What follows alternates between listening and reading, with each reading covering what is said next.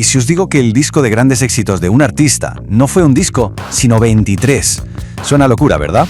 Pues hoy, gracias a un trabajazo de investigación del blog La Playlist del Yello, vamos a meternos de lleno en la increíble historia del Best of Bowie, un caso que le da la vuelta a lo que entendemos por ser un éxito mundial.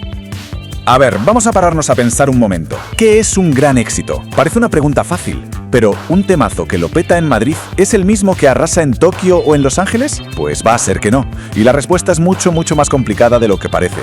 De hecho, esa es la clave de todo este misterio. Y esa misma pregunta es la que nos lleva directos al protagonista de hoy. Allá por el año 2002, la discográfica EMI se encontró con este dilema, pero a lo grande, con uno de los artistas más globales, más influyentes y desde luego más camaleónicos de la historia, el único e irrepetible David Bowie. La idea sobre el papel era buenísima y hasta lógica. Vamos a sacar el recopilatorio definitivo de Bowie, un disco que resuma toda su carrera, el sueño de cualquier fan, vamos. Pero claro, al ponerse manos a la obra se toparon con un problemón, uno que casi tumba todo el proyecto. Y esto no es una suposición, ¿eh?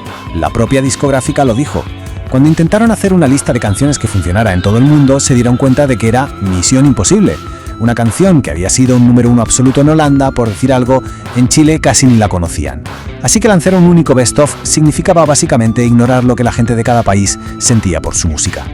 Bueno, ¿y entonces qué haces? ¿Sacas un disco que se queda a medias? ¿Lo cancelas todo? La gente de EMI estaba en un callejón sin salida. Pero en lugar de rendirse, se sacaron de la manga una solución tan bestia y tan original que cambió las reglas del juego. 23. Sí, habéis oído bien. 23. En lugar de sacar un único álbum, EMI tomó la decisión, totalmente increíble, de lanzar 23 versiones diferentes del Best of Bowie por todo el planeta. Una locura de logística, desde luego, pero también una genialidad de marketing, las cosas como son. O sea, para que nos entendamos, Best of Bowie no fue un disco, fue un proyecto global gigantesco. Se curraron listas de canciones a medida para 21 países o regiones, algunos con un solo disco, otros con 2, todo para intentar reflejar de la forma más fiel posible lo que Bowie significaba en cada rincón del mundo. Y aquí es donde la cosa se pone de verdad divertida. Porque cuando ves los ejemplos concretos, alucinas con lo diferentes que podían llegar a ser. Algunas de las selecciones de canciones son para quedarse ojiplático. Es que los detalles son brutales. Fijaos, Holanda fue el único país que metió el dueto en directo Tonight con Tina Turner. ¿Por qué? Pues porque allí fue un exitazo. En Noruega y Suecia se pusieron puristas y sacaron ediciones solo con las versiones de los singles originales, mientras en Chile tuvieron la primera edición en CD del single de Underground. Y el Reino Unido, claro, iba a su bola con sus propios formatos. Básicamente, cada país tenía su propio David Bowie. Vale, todo esto nos lleva a la pregunta del millón. ¿Por qué?